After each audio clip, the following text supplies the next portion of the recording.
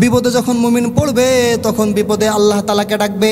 যেমন ডেকেছিলেন ইউনুস আলাইহিস সালাতু ওয়াস সালাম। ইউনুস আলাইহিস সালাতু ওয়াস সালামকে যখন মাছের পেটে চলে গেলেন, তখন ইউনুস আলাইহিস সালাতু ওয়াস সালামকে মাছের পেটের মধ্যে রব্বুল আলামিন তার খাবারের ব্যবস্থা করে দিয়েছেন, তার শ্বাস প্রশ্বাসের ব্যবস্থা করে দিয়েছেন। রব্বুল আলামিন যেমন বিপদ দিয়েছেন তেমন রব্বুল আলামিন বিপদ থেকে উদ্ধার করেছেন। ইউনুস আলাইহিস সালাতু ওয়াস সালামের কথা কোরআনে কারিমে রব্বুল আলামিন বলেন, ওয়াজান্নুনি ইয যাহাবা মুগাদিবান ফাযান্না আল্লান নাকদিরা আলাইহি ফানাদা ফিজ যুলুমাতি আল্লা ইলাহা ইল্লা আনতা সুবহানাকা ইন্নী কুনতু মিনাজ জালিমিন। আল্লাহু আকবার। যখন ইউনুস আলাইহিস সালাতু সালাম মাছের পেটের মধ্যে বিপদে পড়ে গেলেন, তখন ডাকছেন কাকে? চিল্লে বলেন কাকে? আল্লাহ তাআলার কাছে সাহায্য চেয়েছেন। তিনি কি আল্লাহ তাআলাকে দোষারোপ করেছেন কিনা যে আল্লাহ আমি তো আপনার নবী, আপনি আমাকে কেন বিপদের মধ্যে ফালাইলেন?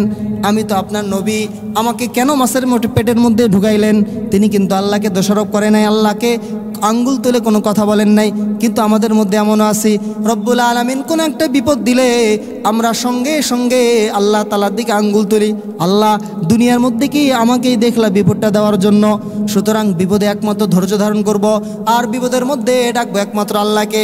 আল্লাহ বিপদ দেন মুমিনকে পরীক্ষা করার জন্য, যে মুমিন তুমি বিপদের মধ্যে ধৈর্য ধারণ করো নাকি আমাকে দোষারোপ করো।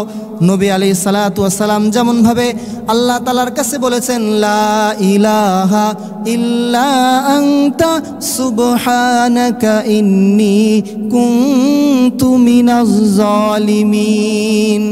ইউনুস আলাইহিস সালাতু ওয়াস সালাম আল্লাহকে দোষারোপ করে নাই, আল্লাহ তাআলাকে বলেছেন, আল্লাহ তুমি এক, তোমার কোনো শরীক নাই। লা ইলাহা ইল্লা আনতা সুবহানাকা, তুমি পবিত্র, তুমি পবিত্র রব, তোমার কোনো শরীক নাই। আল্লাহ তাআলার প্রশংসা করেছেন। সুতরাং বিপদে থাকলেও আল্লাহকে ডাকবো, আবার বিপদ থেকে উদ্ধার করলেও যদি থাকে আল্লাহকে ডাকবো। সব সময় আল্লাহকে ডাকতে হবে। এরপর রব্বুল আলামিন বললেন, ও ইউনুস আমি তোমাকে মাফ করে দিলাম।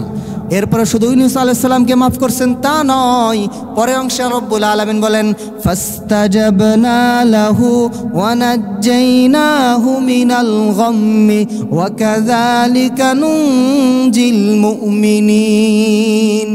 ও ইউনুস, রব্বুল আলামিন বললেন আমি শুধু তোমাকে মাফ করব তা নয়, কিয়ামত পর্যন্ত যত মুমিন আসবে আর আমি আল্লাহর কাছে মাফ চাবে, আমি আল্লাহর কাছে সাহায্য প্রার্থনা করবে, আমি আল্লাহর কাছে সহযোগিতা চাইবে, আমি আল্লাহ কিয়ামত পর্যন্ত আনেওয়ালা সমস্ত মুমিনদের বিপদ থেকে তাদেরকে আমি আল্লাহ উদ্ধার করে দিব। সুতরাং বিপদের মধ্যে যদি পড়ি একমাত্র ডাকবো কাকে? আল্লাহকে।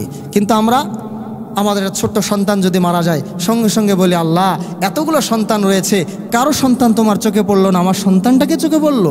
তো আল্লাহ তাআলার যে আইন, আল্লাহ তাআলার যে হুকুম, আল্লাহ তাআলার যে ব্যবস্থা, এই ব্যবস্থাকে আপনি অস্বীকৃতি জানালেন, আপনি আল্লাহকে দোষারোপ করলেন, এতে আল্লাহ তাআলা আরও নারাজ হবেন। কারণ হয়তোবা আল্লাহ তাআলা আপনার এর মাঝে মঙ্গল রেখেছেন, আল্লাহ তাআলা আপনাকে পরীক্ষা করছেন। সুতরাং মুমিনের পরীক্ষা আল্লাহ তাআলা বিপদ দিয়েও করে থাকেন, সুখেও দিয়ে থাকেন পরীক্ষা, আবার দুঃখেও আল্লাহ তাআলা পরীক্ষা করেন। সর্বাবস্থায় মুমিন আল্লাহ তাআলার শুকরিয়া আদায় করবে, আল্লাহ তাআলার প্রশংসা করবে। সুতরাং দোষারোপ করা যাবে না।